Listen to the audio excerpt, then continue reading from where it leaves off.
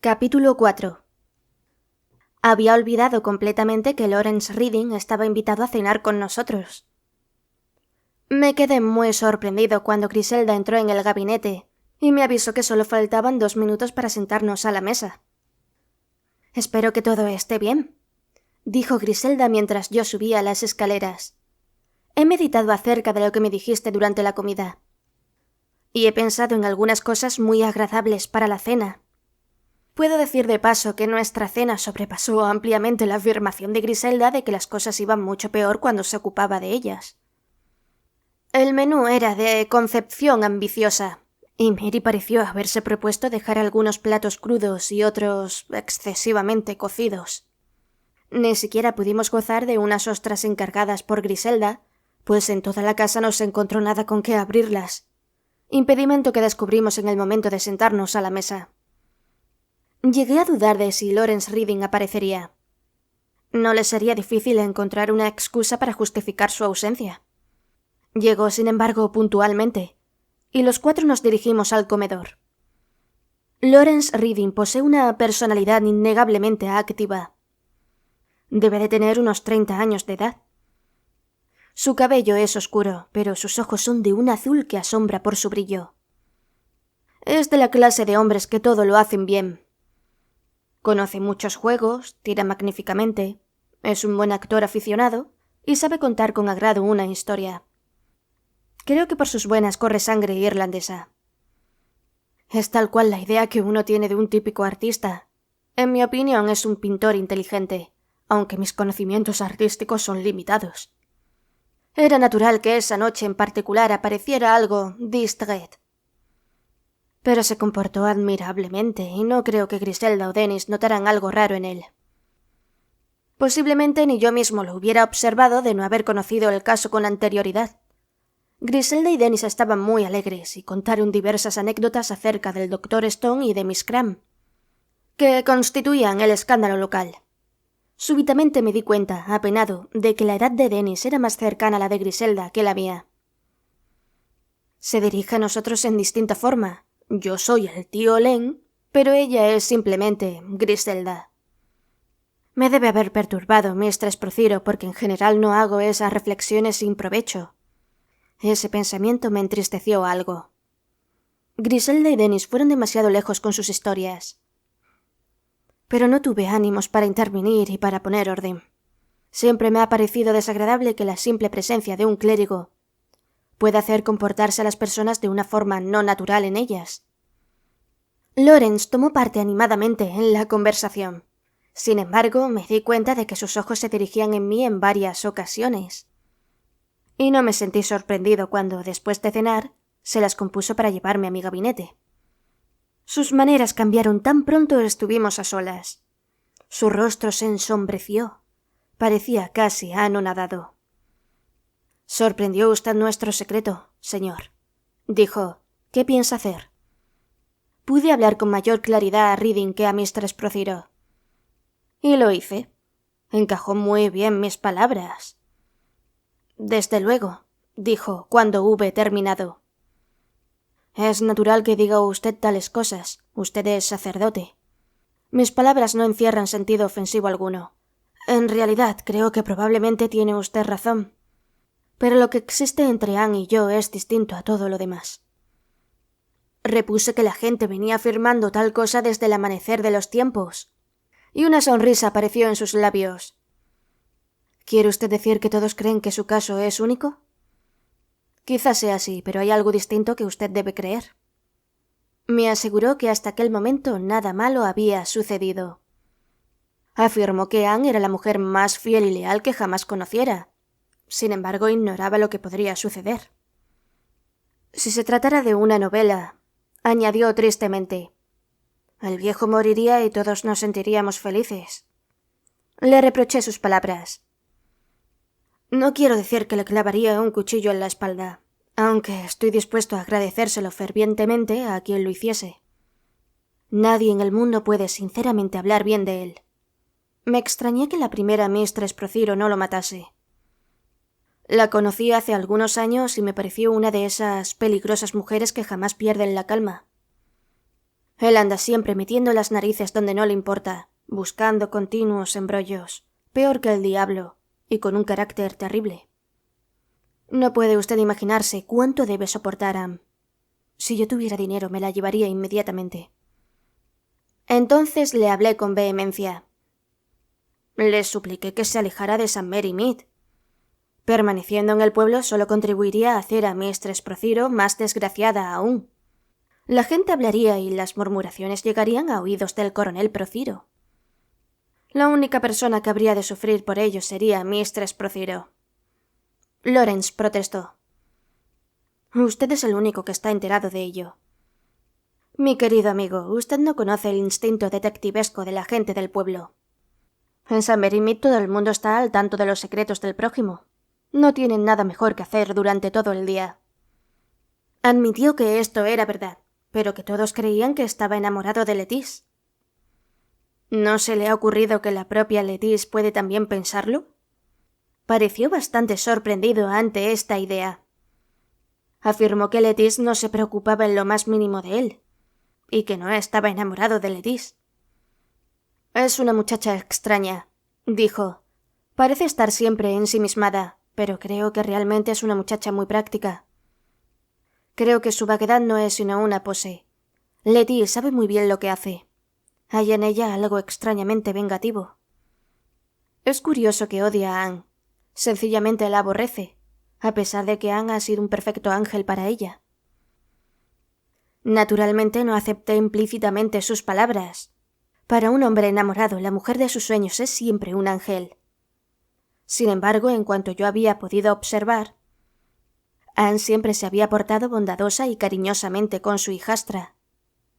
Aquella misma tarde, el tono amargo de las palabras de Lettice me había sorprendido. Tuvimos que cambiar de tema, pues en aquel momento Griselda y Dennis entraron en el gabinete, diciendo que no era justo que mantuviera recluido a Lawrence como si fuera un viejo. «¿Cómo me gustaría que sucediera algo?», exclamó Griselda dejándose caer en el sofá. «Un asesinato, un robo por lo menos». «No creo que haya por aquí mucho que robar», dijo Lawrence, intentando adoptar un tono ligero como el de Griselda. «A menos que hurtemos la dentadura postiza de Miss Harnell». «Hace un ruido verdaderamente desagradable», admitió Griselda. «Está usted equivocado al decir que no hay nada que valga la pena robar. En Old Hall hay una maravillosa colección de plata antigua y una taza de Carlos II. Creo que vale muchos miles de libras esterlinas». «El viejo probablemente dispararía con su antiguo revólver de reglamento contra quien intentara llevársela», intervino Dennis. «Es la clase de cosa que a buen seguro más le divertiría». «Primero entraríamos armados y le pondríamos manos arriba», dijo Griselda. «¿Quién tiene una pistola?» «Yo tengo un Mauser», repuso Lawrence. «¡Qué excitante!», exclamó Griselda. «¿De dónde lo has sacado?» «Es un recuerdo de guerra», contestó Lawrence. «Hoy el viejo Prociro estaba mostrando la plata a Stone», afirmó Dennis. El viejo Stone hacía como si realmente se sintiera muy interesado. «Creí que se habían disgustado por lo de la tumba», murmuró Griselda. «Ya han hecho las paces», afirmó Dennis. «No comprendo por qué la gente debe enfadarse por una tumba». «Ese Stone me intriga», observó Lawrence. «Creo que debe ser muy despistado. En algunos momentos cualquiera juraría que no sabe nada de su profesión». «Eso es el amor», dijo Dennis. «Gladys Cram, dulzura, es usted una ricura. Sus dientes blancos me encantan. Vuele hacia mí y hágame feliz. Y en la posada, en una noche tranquila». «Basta ya, Dennis», le interrumpí. «Debo irme ya», dijo Lawrence Reading. «Muchas gracias por la muy agradable velada, Mistress Clement». Griselda y Dennis le acompañaron hasta la puerta. Dennis regresó sola al gabinete. Algo sucedió que le había contrariado. Paseaba por la habitación con el ceño fruncido dando puntapiés a los muebles. Nuestro mobiliario está en bastante mal estado y es difícil causarle daño adicional, pero me sentí inclinado a protestar. Lo siento, dijo Dennis. Permaneció en silencio durante un momento. La murmuración es muy desagradable, exclamó con lentitud. Me sentí sorprendido. Dennis no acostumbraba a tomar tal actitud. ¿Qué sucede?, pregunté. No sé si debiera decírselo. Mi asombro aumentaba por momentos. Es muy desagradable, repitió, ir por ahí diciendo cosas, pero ni siquiera las dicen, sino que las insinúan. Oh, no, maldita sea. Oh, perdón, no se lo diré. Es demasiado desagradable. Le miré fijamente, pero no insistí. No es propio de Dennis tomarse las cosas a pecho. Griselda entró entonces. Miss Weatherby acaba de llamar por teléfono, dijo. Mistress Lestrange salió a las 8:15 y aún no ha vuelto a su casa. Nadie sabe dónde se ha ido. ¿Por qué deberían saberlo? No ha ido a casa del doctor Haydock. Miss Weatherby lo sabe, pues telefoneó a Miss Harnell, cuya casa está junto a la del doctor, y que ciertamente la hubiera visto. Constituye para mí un misterio indescifrable saber cuándo come la gente en este pueblo, dije. Deben tomar sus comidas de pie junto a la ventana para no dejar ni por un solo momento de observar lo que sucede en la calle. Y eso no es todo, prosiguió Griselda divertida. Han hecho averiguaciones acerca del Blue Boar. El doctor Eston y Miss Cran ocupan habitaciones vecinas, pero... Agitó la mano con el dedo índice extendido. No hay puerta de comunicación entre ambas. Eso debe haber constituido una sorpresa muy desagradable para algunas personas. Griselda estalló en una carcajada. El jueves empezó mal. 2 de las señoras de mi parroquia decidieron pelearse a causa de los adornos de la iglesia. Fui llevado para poner paz entre ellas. Se trataba de 2 señoras de mediana edad, cada una de las cuales temblaba de ira.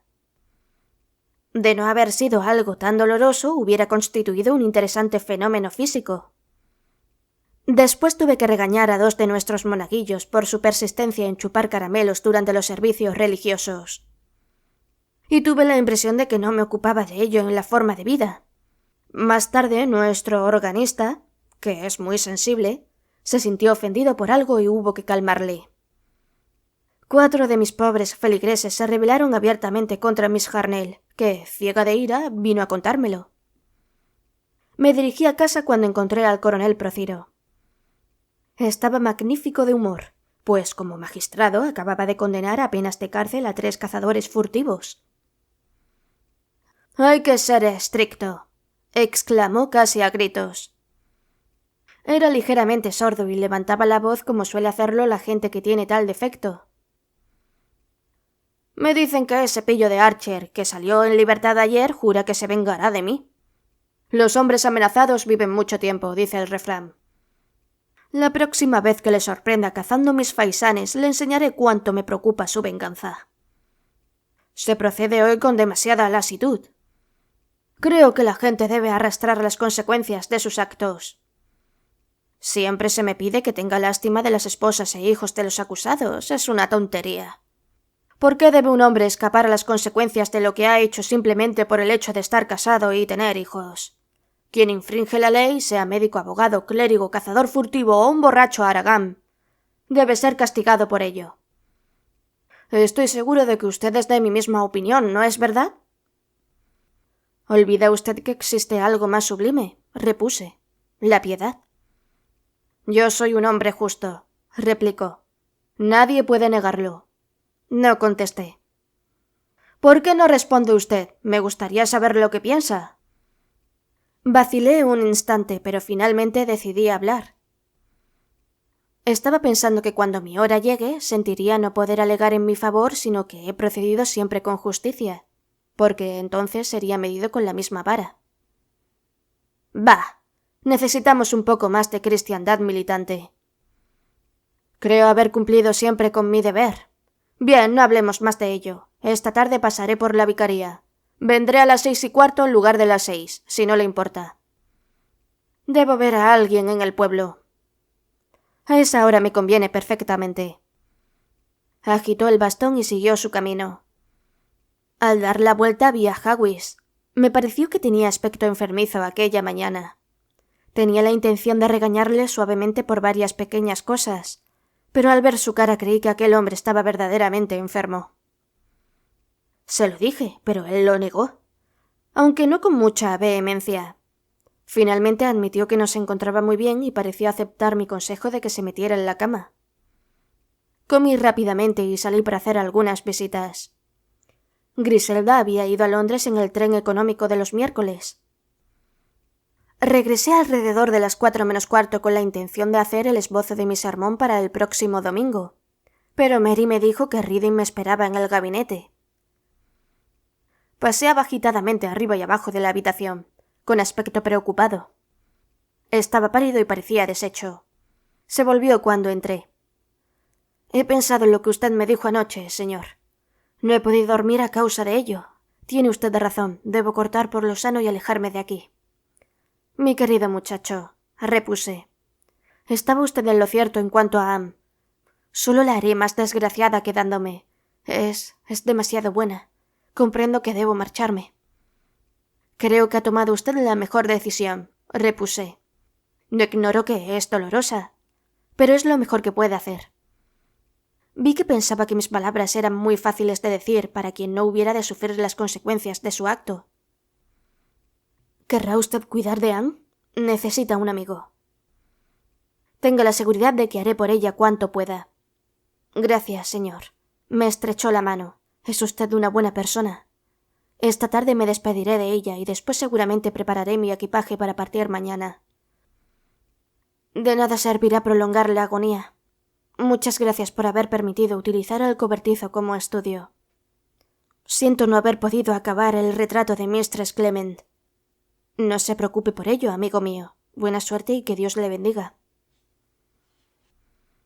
Cuando hubo salido traté de dedicarme a mi sermón, pero no podía dejar de pensar en Lawrence y Anne Prothero.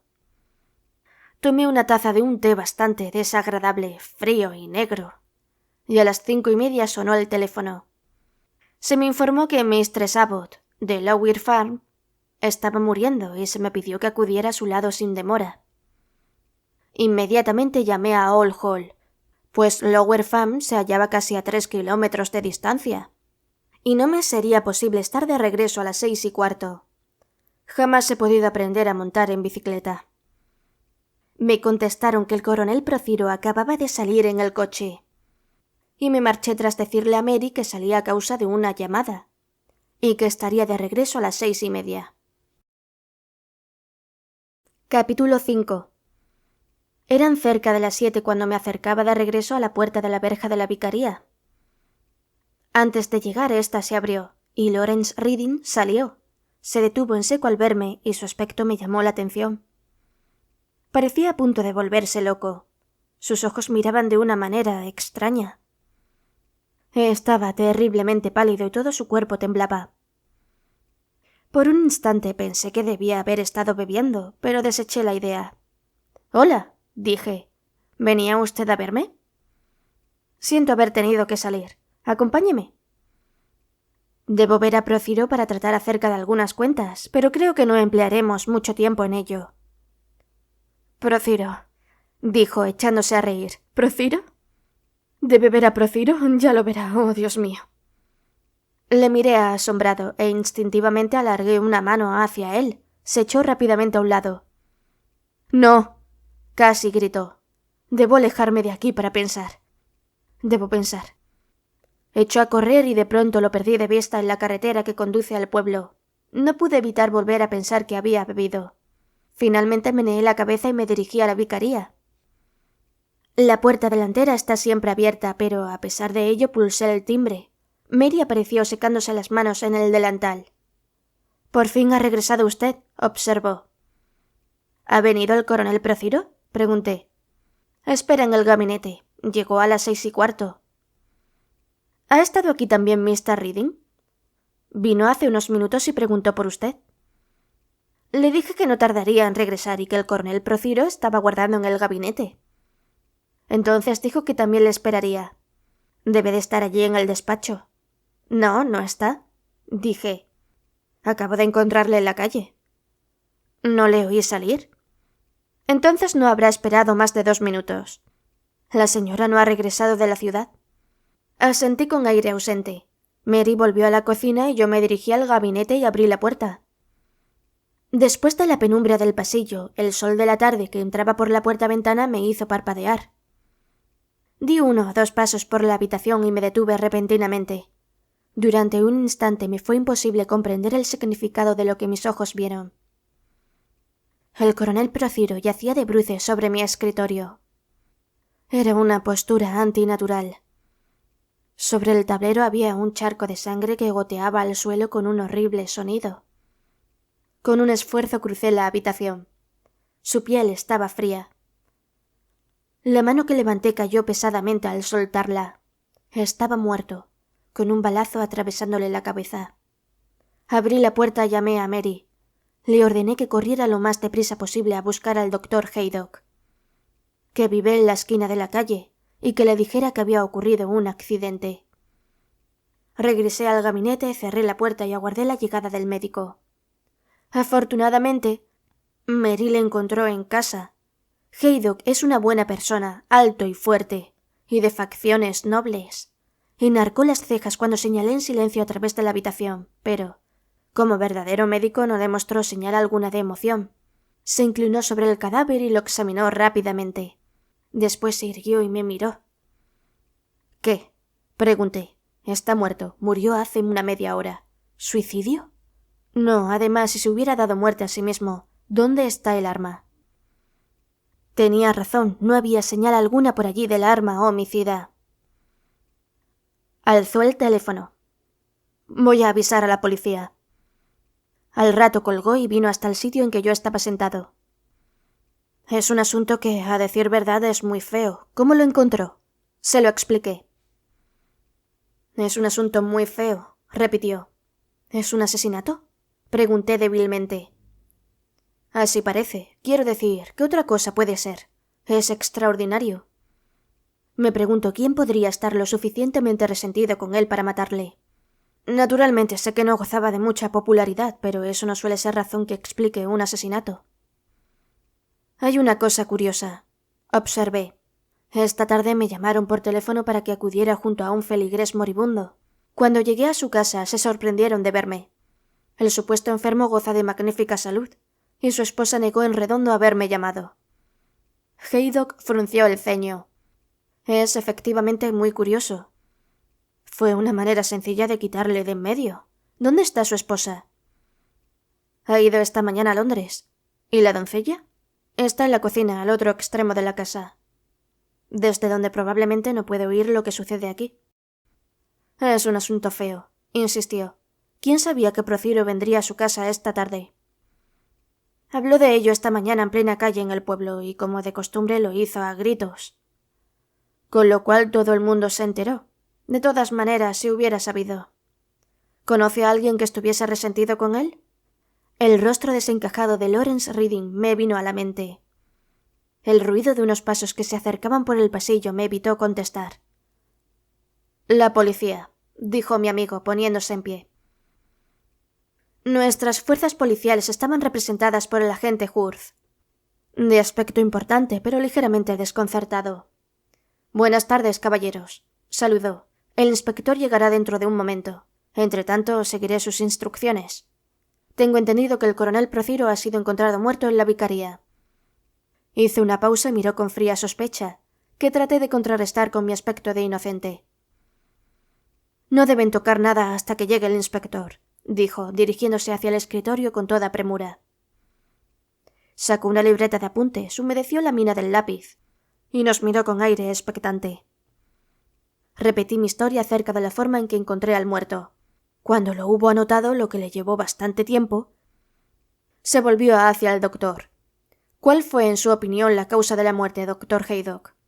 Un disparo que le atravesó la cabeza hecho a corta distancia. ¿Y el arma? No puedo hablar de ella con seguridad hasta que extraigamos la bala, pero me atrevo a decir que se trata de una pistola de calibre pequeño.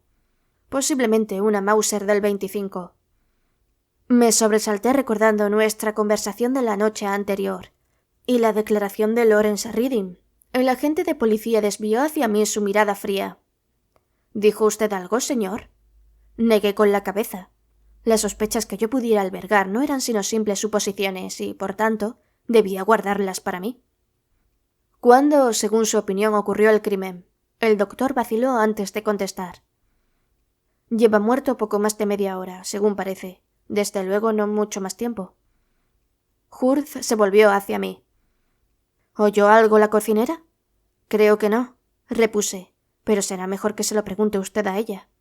En aquel momento llegó el inspector Slack, procedente de Much Bingham, a 3 kilómetros de St. Mary Mead. Cuanto puedo decir acerca del inspector Slack es que jamás hombre alguno trató tan firmemente de contradecir su apellido. Es un hombre cetrino, nervioso y enérgico, con ojos oscuros que todo lo examina. Sus modales son rudos y extremadamente molestos. Contestó a nuestro saludo con una ligera inclinación de cabeza. Tomó la libreta de apuntes de su subordinado, cambió con él algunas palabras en voz baja y después se acercó al cadáver. «Supongo que lo habrán revuelto todo», dijo. «No he tocado nada», contestó Haydock. «Lo mismo puedo decirle», afirmé. El inspector examinó detenidamente los objetos que había en el escritorio. Y el charco de sangre. «Ah», dijo con tono triunfal, «he aquí lo que necesitamos». El reloj rodó cuando él cayó. Sabemos cuándo se cometió el crimen. Las 6:22. ¿A qué hora dijo usted que había ocurrido la muerte, doctor? Dije una media hora, pero... El inspector consultó su propio reloj. Las 7:05. Hace unos 10 minutos que me llegó la noticia, a las 7:05. El cuerpo fue hallado alrededor de las 7:15. Tengo entendido que le llamaron enseguida. Digamos que examinó el cadáver a las 7:10. Magnífico. Esto nos da la hora exacta casi al segundo. No puedo garantizar absolutamente la hora precisa, dijo Haydock. Mi opinión no es sino aproximada. Pero es suficiente, señor, es suficiente. Traté de decir algo. Acerca del reloj. Excúsame, señor, pero ya le pregunté lo que quería saber. Tenemos poco tiempo. Necesito silencio absoluto. Sí, pero me gustaría decirle... Silencio absoluto. Repitió el inspector mirándome ferozmente. Enmudecí. ¿Para qué se habrá sentado aquí? Gruñó. ¿Acaso quiso escribir una nota? ¿Qué es lo que hay sobre la mesa? Levantó la mano en la que sostenía triunfalmente una hoja de papel. Estaba tan satisfecho de su hallazgo que no permitió que nos acercáramos a él y a examinarlo. Era un papel carta con el membrete de la vicaría y estaba encabezado. 6.20. Querido Clement, empezaba. Siento no poder esperar más tiempo, pero debo... A estas palabras seguía un rasguño producido por la pluma. Está claro como el día, dijo alegremente el inspector Slack. Se sienta a escribir esta nota. El asesino entra por la puerta-ventana y dispara contra él mientras está escribiendo. ¿Qué más podemos desear? Me gustaría decirle... Empecé. Tenga la bondad de alejarse un poco, señor. Debo ver si hay huellas de pisadas. Se agachó y apoyándose en manos y rodillas se dirigió hacia la puerta-ventana abierta. Creo que debería usted saber, dije obstinadamente. El inspector se levantó y me replicó con firmeza. Hablaremos más tarde. Les agradecería, caballeros, que salieran de la habitación. Obedecimos sumisamente. Parecían haber transcurrido ya varias horas, pero en realidad no eran sino las 7:15. Bien, dijo Haydock. Esta es la situación. Cuando ese borrico orgulloso quiera verme, mándemelo a casa. Adiós. La señora ha regresado, anunció Mary, haciendo una breve aparición. Sus ojos demostraban claramente su excitación. Llegó hace unos 15 minutos. Encontré a Griselda en la sala de estar. Parecía asustada y emocionada al mismo tiempo. Le conté lo sucedido y ella me escuchó con atención. La carta está encabezada a las 6.20. Terminé diciendo. Y el reloj señala las 6:22. ¿Pero no le dijiste que ese reloj adelantaba un cuarto de hora? No, contesté. No tuve oportunidad de hacerlo, no me dejó hablar. Griselda estaba francamente asombrada, pero Len observó. Eso hace que el caso resulte extraordinario. Cuando el reloj señalaba las 6:20, eran en realidad las 6:05. Y a esa hora no creo que el coronel Prociro hubiera siquiera llegado aquí.